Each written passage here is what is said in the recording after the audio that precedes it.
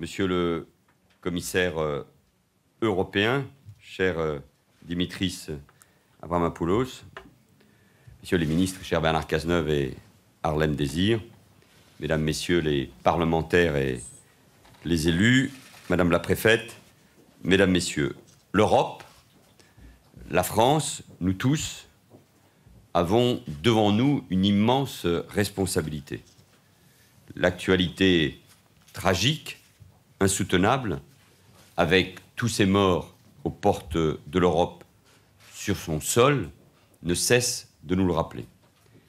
Et le déplacement de ce matin, le mien avec Bernard Cazeneuve et Harlem Désir, avec Bernard Cazeneuve qui est venu régulièrement ici, et dont je veux saluer l'action et l'efficacité, avec deux commissaires européens, dont le vice-président de la Commission et le commissaire en charge de ces sujets, qui montrent que l'Europe est pleinement engagée. Notre déplacement conjoint, symbolique, mais aussi concret, vous le verrez, souligne de manière forte en même temps et crue la réalité de la question des migrants ou du défi qui est posé à l'Union européenne et à chacun des pays de l'Union européenne. Dans le monde, la guerre, les oppressions, mais aussi la misère, les États qui se délitent, les crises humanitaires, le réchauffement climatique poussent des populations à quitter leur pays, à se fier à des passeurs, des trafiquants qui exploitent la misère humaine, et à tout risquer, à risquer leur vie. Nous avions des témoignages encore ce matin pour venir en Europe. En seulement 6 mois, plus de 340 000 entrées irrégulières ont été recensées dans l'espace Schengen. C'est presque 3 fois plus que l'an dernier, qui était déjà une année exceptionnelle de ce point de vue. Disons aussi la vérité. Cette crise sera longue et ce sera un défi que de l'enrayer. C'est pour ça qu'il faut agir, et agir avec méthode, et refuser toute forme de démagogie. Cette crise migratoire met nos sociétés à l'épreuve. La ville de Calais, et je veux saluer d'ailleurs l'engagement des élus, mais aussi l'engagement des habitants qui font face à ces défis, mais qui le font ici à Calais aussi avec beaucoup de sens des responsabilités. Le département du Pas-de-Calais, la région proche, l'illustre donc tout particulièrement. Cette ville portuaire, qui est aussi un nœud de communication franco-britannique, est devenue l'un des principaux axes d'immigration irrégulière de notre continent. La plupart des migrants qui arrivent à Calais se retrouvent de fait dans une impasse. Le transitoire se prolonge en détresse. Le nombre de migrants installés dans l'attente d'un hypothétique passage de la Manche a augmenté en moins d'un an, de 400 à 3500 personnes, même si par le passé, nous avons déjà connu ce type de crise. Les conséquences, vous les connaissez. Saturation des capacités d'accueil, campements précaires et insalubres, exploitation sordide avec leur lot de troubles, de violences, de désarroi aussi pour les populations riveraines. Nous nous sommes rendus ce matin, tous les 5 avec les élus, dans la lande et aux abords de l'entrée du tunnel. Ce que l'on y voit, et je connais bien et ce territoire et ces dossiers, puisque j'étais ministre de l'Intérieur, c'est un commandement à agir, un commandement à l'action. Cet après-midi, nous retrouverons avec Bernard Cazeneuve et Harlem Désir les associations qui, grâce aussi à l'élan de solidarité locale, apportent de l'aide, un secours, de la solidarité. Nous irons saluer les services de santé qui soignent les migrants, ainsi que les forces de l'ordre, la sécurité civile qui assurent leur mission exigeante dans le respect du droit et des valeurs républicaines. Lampedusa et Vintimille en Italie, Kos et Chios en Grèce, mais aussi Loyané en Macédoine ou Subotica en Serbie, connaissent également un afflux massif de populations migrantes. Toute l'Europe est donc concernée par cette crise d'une exceptionnelle gravité. Elle doit se mobiliser. Il doit y avoir une étroite coopération entre la Commission européenne et les États membres, ainsi qu'avec les États candidats à l'adhésion. C'est le sens de notre présente conjointe aujourd'hui avec Frans Timmermans et Dimitri Avramopoulos. L'Europe, ce sont des pays qui ont décidé de mettre en commun pour avancer ensemble. Elle ne peut pas donc abandonner les pays dits de première entrée à leurs difficultés. L'Italie et la Grèce font face à des afflux tels qu'elles ne peuvent pas les traiter seules. Nous devons apporter des solutions européennes, des solutions efficaces et durables, et nous y travaillons bien ensemble. Ces réponses, nous devons les chercher dans le respect de nos valeurs et de nos principes communs. Humanité, responsabilité, fermeté. Humanité, car chaque migrant, qu'il soit demandeur d'asile ou non, doit être traité avec dignité et pouvoir vivre, bien sûr, dans des conditions décentes.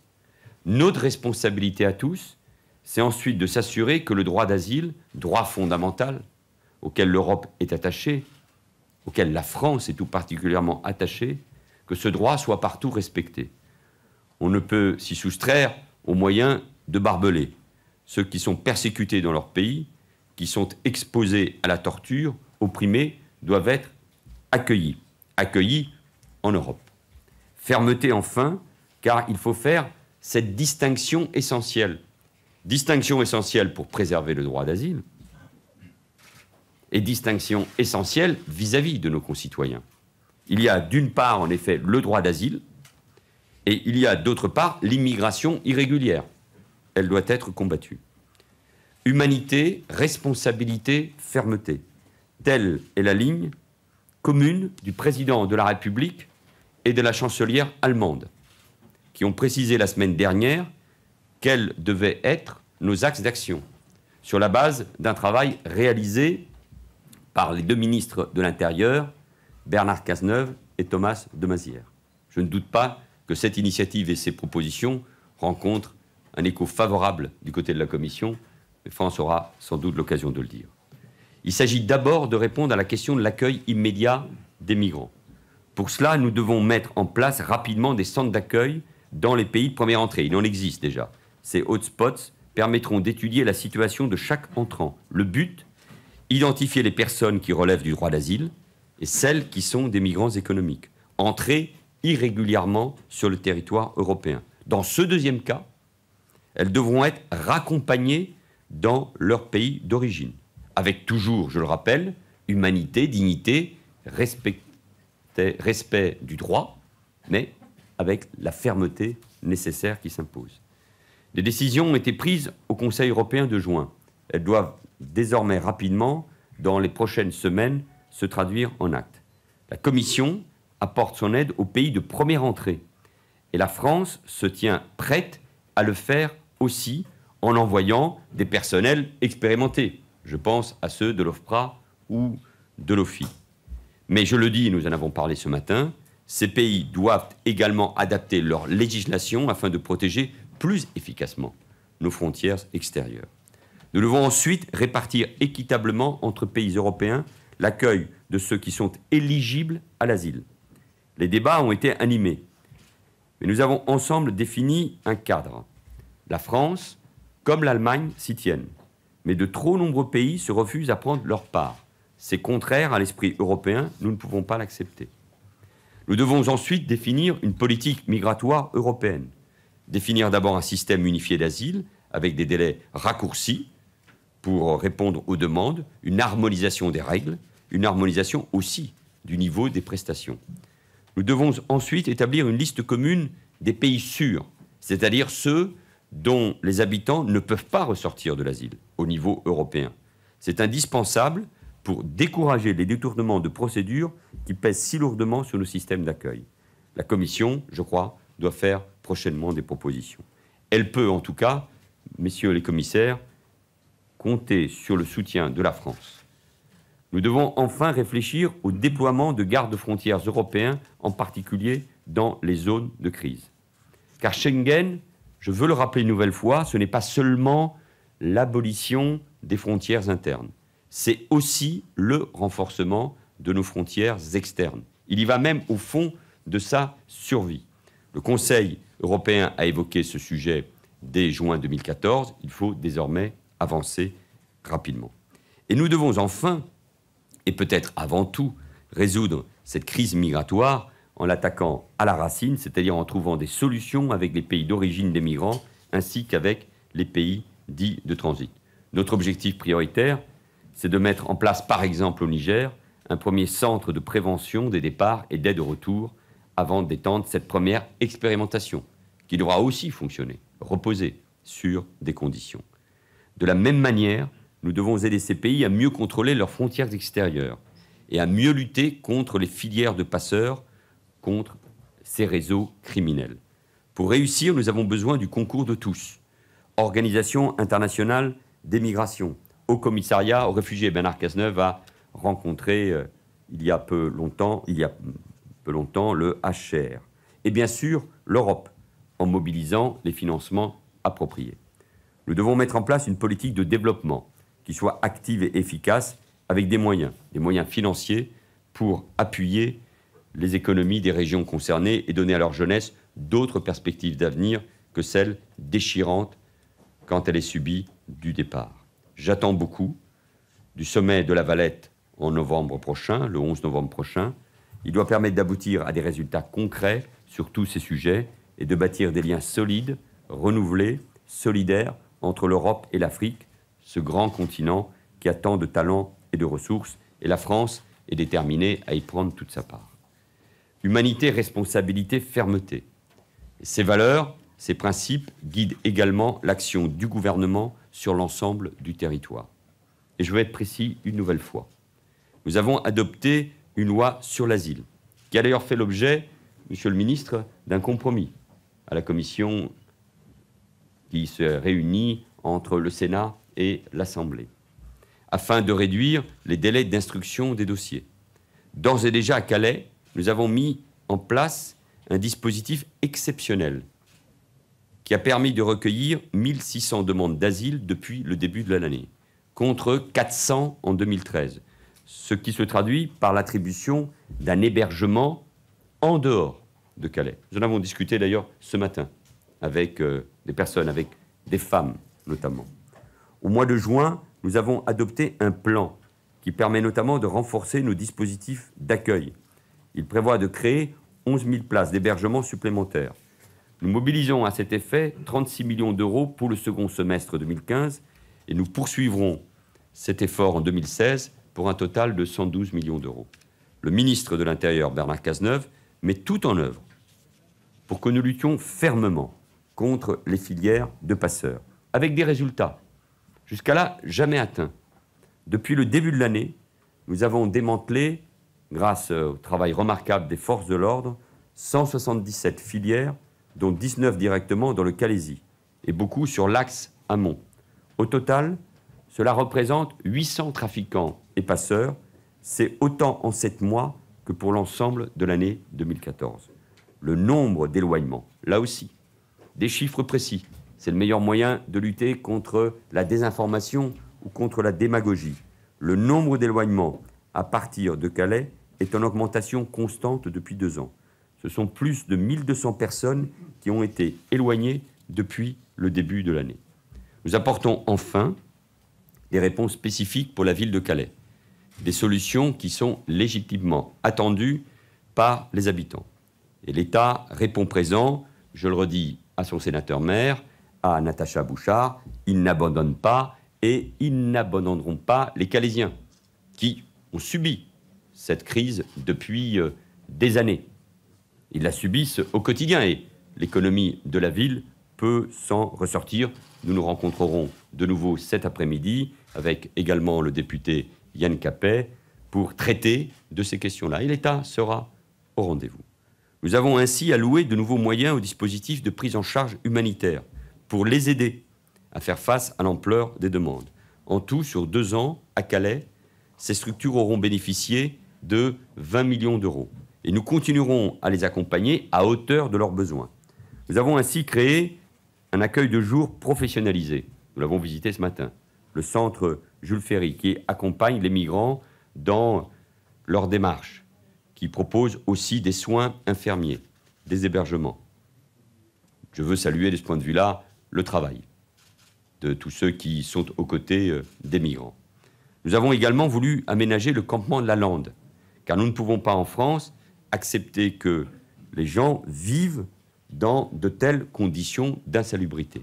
Et je veux exprimer toute ma gratitude aux institutions européennes qui ont financé aux 2/3 le centre Jules Ferry. Elles viennent d'annoncer le déblocage de nouveaux crédits. Je laisse au vice-président le soin de les détailler. Je veux aussi saluer nos partenaires britanniques. Bien sûr, nous devons être exigeants à leur égard. Mais ils mobilisent désormais 35 millions d'euros en 3 ans pour sécuriser le port de Calais et le site Eurotunnel, mais aussi pour garantir un accueil humanitaire digne des personnes vulnérables. Alors vous le voyez, nous agissons, car il faut agir. Il faut agir au niveau européen, il faut agir avec nos partenaires directs. C'est vrai pour la Grande-Bretagne, au nord, c'est vrai avec l'Italie, pour ce qui concerne la France, au sud. Ne pas agir, ne pas bâtir des coopérations serait évidemment absurde. Laisser passer créerait à ce moment-là un appel d'air. J'ai lu qu'on nous proposait de rompre toute relation avec la Grande-Bretagne et de laisser passer les migrants.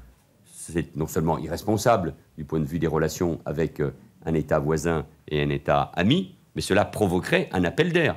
Si on dit qu'il n'y a plus de frontières entre la France et la Grande-Bretagne, eh bien alors tous les migrants du Sud passeront par Calais. Vous verrez à ce moment-là dans quelles conditions les choses pourraient se passer et comment réagiraient les habitants de Calais, du Calaisis, du Pas-de-Calais ou du Nord-Pas-de-Calais. Nous agissons aussi pour appliquer nos règles migratoires avec fermeté et pour lutter donc avec détermination contre les passeurs. 1300 policiers et gendarmes sont déployés pour préserver l'ordre public, protéger les Calaisiens et assurer nos missions de contrôle des frontières extérieures de l'espace Schengen. Il y a ce message que les pays d'émigration doivent entendre. Aujourd'hui, la frontière franco-britannique est pleinement contrôlée. Venir à Calais, c'est se jeter dans une impasse. La sécurité du port et celle du tunnel ont été considérablement renforcées avec des moyens dissuasifs. Et ce travail va être prolongé dès lundi. Eurotunnel, RFF, la SNCF, avec l'État, seront à la hauteur de l'attente et des nécessités en matière de sécurité. Et d'ici la fin du mois d'octobre, c'est tout un dispositif qui aura été clôturé. Alors, vous le voyez, une stratégie globale se met en œuvre. L'État est là pour résoudre cette crise des migrants de Calais et l'Europe est là à ses côtés. Nous avons d'ailleurs demandé et obtenu avec l'Allemagne et le Royaume-Uni qu'une réunion extraordinaire des ministres de l'Intérieur des 28 États membres se tienne le 14 septembre prochain. Cette réunion, Conseil JAI, Justice Affaires Intérieures, doit permettre d'avancer concrètement et de trouver des solutions qui soient là aussi efficaces et durables. Mesdames, Messieurs, avec la gestion des questions migratoires qui, soyons lucides, et je le dis avec gravité, seront structurantes à l'avenir, l'Europe a rendez-vous avec elle-même. Elle doit montrer, et la France est mobilisée avec notamment Harlem Désir, qu'elle n'est pas qu'un projet économique, mais qu'elle sait aussi défendre collectivement une vision du monde et porter et défendre des valeurs. C'est un défi, elle en affronte beaucoup, mais nous avons su démontrer en juillet, lors de la crise grecque, que quand l'Europe est solidaire, quand elle sait se rassembler, elle peut accomplir de grandes choses. Et aujourd'hui encore, nous ne pourrons réussir qu'en nous montrant solidaires, en protégeant les personnes, tout en faisant respecter la loi. La France a toujours porté ce message, et aujourd'hui, comme hier avec nos partenaires, nous assumons nos responsabilités pour apporter les réponses qui s'imposent, sans démagogie, en disant la vérité à nos concitoyens, en nommant les choses, et sans faiblir sur nos principes et sur l'action. Je vous remercie.